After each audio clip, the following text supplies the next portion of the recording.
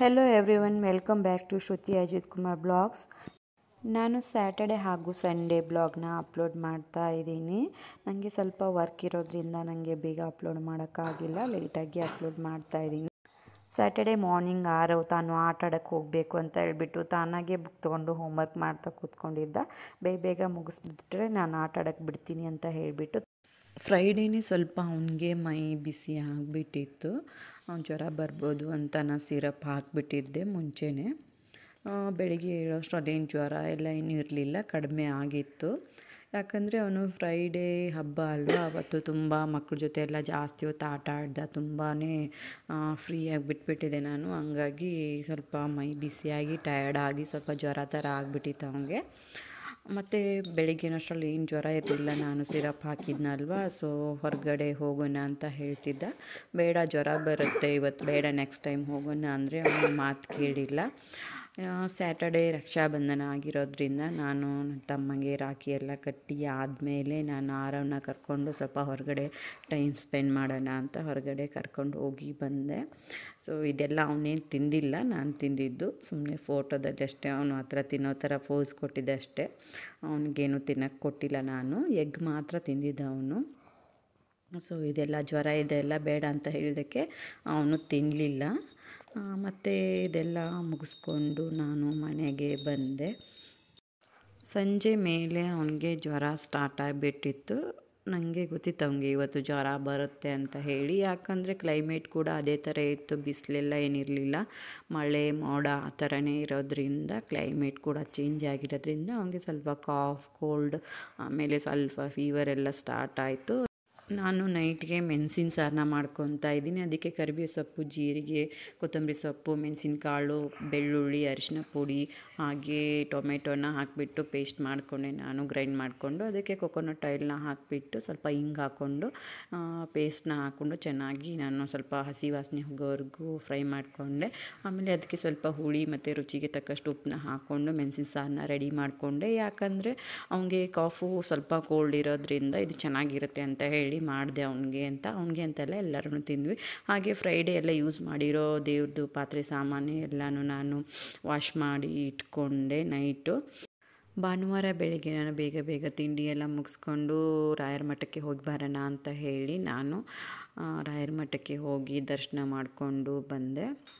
ಯಾಕಂದರೆ ಸಂಡೇ 10, 11, 12 ಅಂದರೆ ರವಿವಾರ, ಸೋಮವಾರ, ಮಂಗಳವಾರ 354ನೇ ರಾಯರ ಆರಾಧನಾ ಮಹೋತ್ಸವ ಇರೋದ್ರಿಂದ ನಾನು ಕೂಡ ಹೋಗಿ ದರ್ಶನ ಪಡ್ಕೊಂಡು ಬಂದೆ. ಚೆನ್ನಾಗಿ ಮಾಡಿದರು ಎಲ್ಲನೂ, ಡೆಕೋರೇಷನ್ ಹಾಗೆ ರಾಯರನ್ನ ಚೆನ್ನಾಗಿ ಅಲಂಕಾರ ಮಾಡಿದರು. ಮತ್ತು ಅಲ್ಲಿ ಬಂದ ಭಕ್ತಾದಿಗಳಿಗೆ ಅಂತ ಅನ್ನಪ್ರಸಾದ ಕೂಡ ವ್ಯವಸ್ಥೆ ಚೆನ್ನಾಗಿ ಮಾಡಿದರು. ಆದರೆ ಅವತ್ತು ಮಳೆ ತುಂಬ ಇರೋದ್ರಿಂದ ಜನ ಅಷ್ಟೇನು ರಶ್ ಅನ್ನಿಸ್ಲಿಲ್ಲ.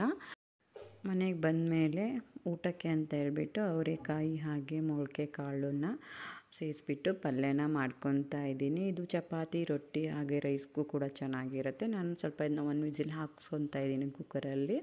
ಹಾಕೊಂಬಿಟ್ಟು ಇದಕ್ಕೆ ಒಗ್ಗರಣೆ ಕೊಟ್ಕೊತಾ ಇದ್ದೀನಿ. ಹಾಗೆ ಕಾಯಿ ತುರಿ ಸ್ವಲ್ಪ ಹಾಕ್ತಾಯಿದ್ದೀನಿ, ಚೆನ್ನಾಗಿರುತ್ತೆ ತಿನ್ನೋಕ್ಕೆ ಇದು. ಇವತ್ತು ಟ್ರಾಫಿಕ್ ಕೂಡ ತುಂಬ ಜಾಮ್ ಆಗಿತ್ತು ಸಂಡೇ ದಿವಸ. ಯಾಕಂದರೆ ನರೇಂದ್ರ ಮೋದಿಯವರು ಬೆಂಗಳೂರಿಗೆ ಬರ್ತಾಯಿದ್ರು, ಮೆಟ್ರೋ ಓಪನಿಂಗ್ ಇತ್ತು ಅಂತ ಹೇಳಿಬಿಟ್ಟು.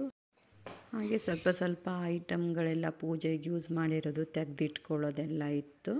ಹಾಗೆ ಅದನ್ನು ಕೂಡ ನಾನು ಮುಗಿಸ್ಕೊಂಡೆ. ನಿನ್ನೆ ನೈಟೇ ಎಲ್ಲ ವಾಶ್ ಮಾಡಿಟ್ಟಿದ್ದೆ. ಇವಾಗ ಅದನ್ನ ನೀಟಾಗೆಲ್ಲ ಒರೆಸ್ಬಿಟ್ಟು ಡ್ರೈ ಮಾಡ್ಕೊಂಬಿಟ್ಟು ಎತ್ತಿ ಇಟ್ಕೊಂಡೆ.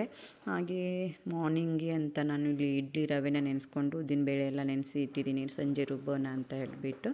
ಆಮೇಲೆ ನೈಟ್ ಊಟಕ್ಕೆ ಅಂತ ಹೇಳ್ಬಿಟ್ಟು ನಾನು ಸ್ವಲ್ಪ ಫ್ರೈಡ್ ರೈಸ್ನ ಮಾಡ್ಕೊತಾ ಇದ್ದೀನಿ. ಉದ್ದಿನಬೇಳೆ, ಸ್ವಲ್ಪ ಕಡಲೆಬೇಳೆ, ಸಾಸಿವೆ, ಜೀರಿಗೆ ಹಾಕ್ಕೊಂಡು ಅದಕ್ಕೆ ಕಟ್ ಮಾಡಿರೋ ಅಂಥ ಆನಿಯನ್ನ ಹಾಕ್ಕೊಂಡು ವೆಜಿಟೇಬಲ್ಸ್ನ ಸಣ್ಣದಾಗಿ ಕಟ್ ಮಾಡಿ ಇಟ್ಕೊಂಡಿದ್ದೆ ನಾನು.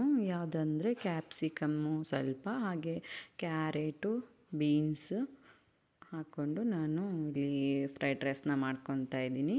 ಈಗ ಬೀನ್ಸ್ ಮತ್ತು ಕ್ಯಾಪ್ಸಿಕಮ್, ಕ್ಯಾರೆಟ್ ತುರಿದಿಟ್ಕೊಂಡಿದ್ದೀನಿ, ಸಣ್ಣಗೆ ಕಟ್ ಕೂಡ ಮಾಡ್ಕೋಬೋದು.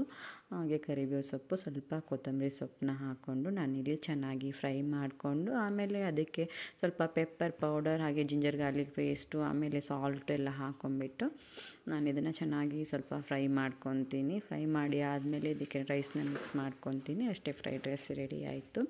ಸಿಂಪಲ್ಲಾಗಿ ಇವಾಗ ನೈಟ್ ತಿನ್ನೋಕ್ಕೆ.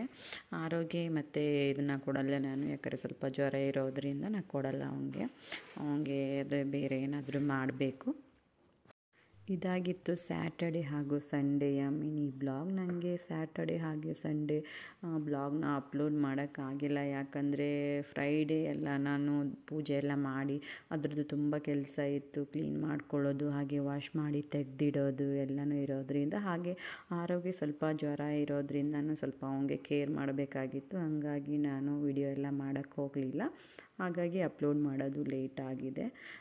ಎಸ್ಟರ್ಡೇ ಫ್ರೈಡೇದು ನಾನು ಬ್ಲಾಗ್ ಹಾಕಿದ್ದೆ. 2 ದಿವಸ ಆದಮೇಲೆ ನಾನು ಫ್ರೈಡೇ ಬ್ಲಾಗ್ ಹಾಕಿದ್ದೆ. ಇವತ್ತು ಸ್ಯಾಟರ್ಡೆ ಸಂಡೇದು ಹಾಕ್ತಾಯಿದ್ದೀನಿ. ಫ್ರೈಡೇ ಜಾಸ್ತಿ ಕೆಲಸ ಆಗಿರೋದ್ರಿಂದ ನಂಗೆ ಕೂಡ ಸ್ವಲ್ಪ ರೆಸ್ಟ್ ಬೇಕನ್ನಿಸ್ತು, ತುಂಬ ಟಯರ್ಡ್ ಅನ್ನಿಸ್ತು. ಹಂಗಾಗಿ ನಾನು ಯಾವುದೋ ವೀಡಿಯೋಸ್ನ ಅಪ್ಲೋಡ್ ಮಾಡೋಕ್ಕೆ ಹೋಗಲಿಲ್ಲ. ಆರೋಗ್ಯ ಕೂಡ ಹುಷಾರಿದ್ದಿರಲ್ವ, ಹಂಗಾಗಿ ಲೇಟಾಗಿಬಿಡ್ತು. ಇದಾಗಿತ್ತು ನಂದು ಸ್ಯಾಟರ್ಡೆ ಸಂಡೇ ಮಿನಿ ಬ್ಲಾಗ್. ಮತ್ತೆ ಸಿಗ್ತೀನಿ ನೆಕ್ಸ್ಟ್ ಮಿನಿ ಬ್ಲಾಗ್ ಜೊತೆ. ಬಾಯ್ ಎಲ್ಲರಿಗೂ.